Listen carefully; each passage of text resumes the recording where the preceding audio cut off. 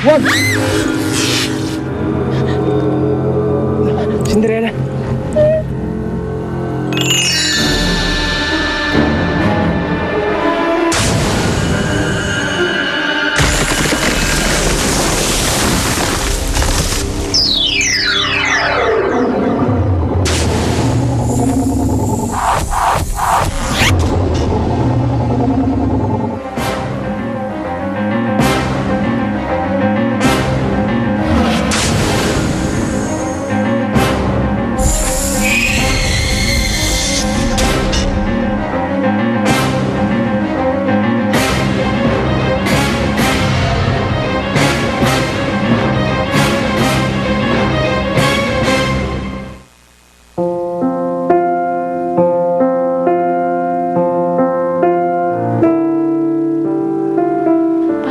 Makakausap si Eric. Aba, hindi rin talaga matigas ang ulo mo, no? Di ba sinabi ko sa'yo, hindi mo trabaho yan? Hindi na ba nagustuhan ang aking ginawa? Wala pa akong nakikitang ganito rito. Nakikita mo ba kung gaano kagastos sa materyales itong ginawa mo? Hindi makakaya ng factory na sumugal sa ganitong kamahal na sapatos. Malulugi ang binunasyon. Kung ayaw niyo sa sapatos na ito, sabihin niyo lamang sa akin. Hindi niyo na ako kailangan saktan.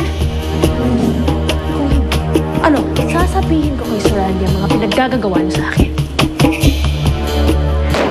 Wisit ka talaga sa buhay ko!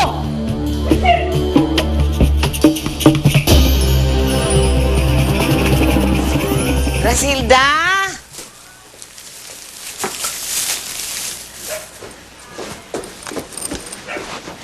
Grasilda!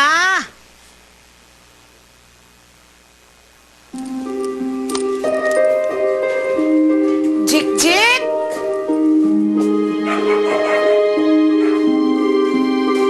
Grasilda! Jik-jik!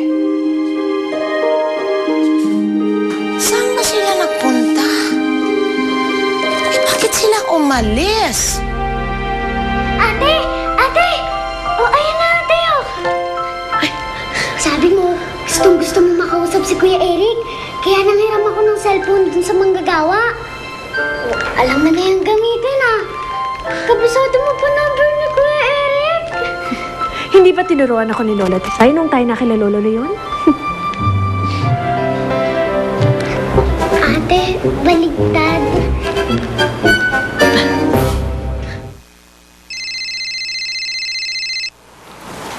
Hello, Lola. Ha? Saan nagpunta si Grisilla?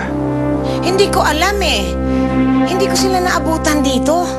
Sana walang masamang nangyari.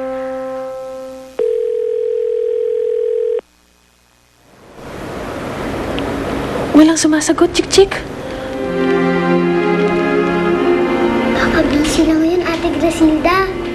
Wari ko'y kailangan ko magtungo sa kanila. Pero ate, baka kung mapaano ka na naman yan eh. Wala akong pakialam. Kailangan kong mabalaan si Eric na masama ang layunin sa kanilang babae na yun. Sige na nga. Pero sasama ako ha. Kaya lang, baka hindi tayo papasukan sa subdivision nila Lolo Leon eh. Di ba nga mahigpit yung mga gwardya doon kapag hindi natin kasama si Lolo Leon? Kaya iiwan kita sa tahanan ni Lola upang mabilis ako makakailos. Oo na nga. Pero wag mo iwawala yung listahan na binigay ni Lola Tisay ha. Baka mawala ka na naman kasi. Kaya ko na ang aking sarili. Makailang beses na akong tinuruan ni Lola. Hindi ko na mapapalampas ang isang araw na hindi ko nasasabi kay Eric ang totoo. Natitiyak kong isang malaking dilubyo lamang ang buhay ni Eric sa kanya. Kaya dapat ay hindi matuloy ang kanilang pagpapakasal.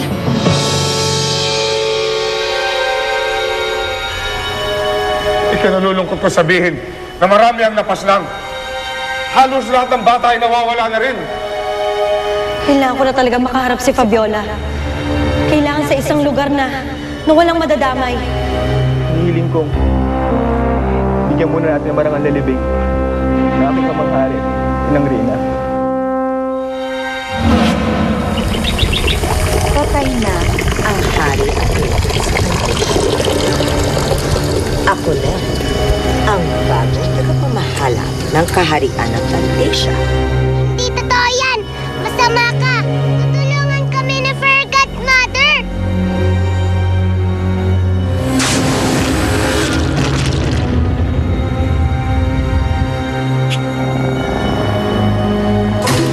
Ngayon, mga paslit, naniniwala pa ba kayo kay Fairy Godmother?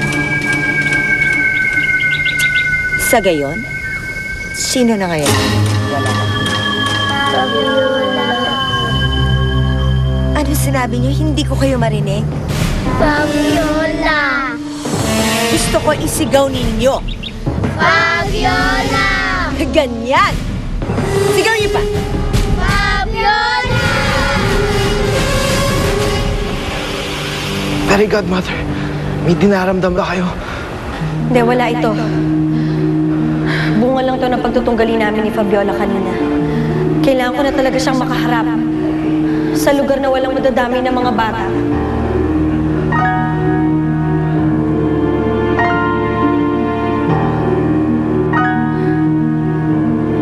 Alam ko na kung paano ko mapalalabas si Fabiola sa kanyang lungga. Mababalot mo lang ang kaharian ng Fantasia ng kadiliman. At wala nang ibang magiging maligan kung hindi ako. Ako lang!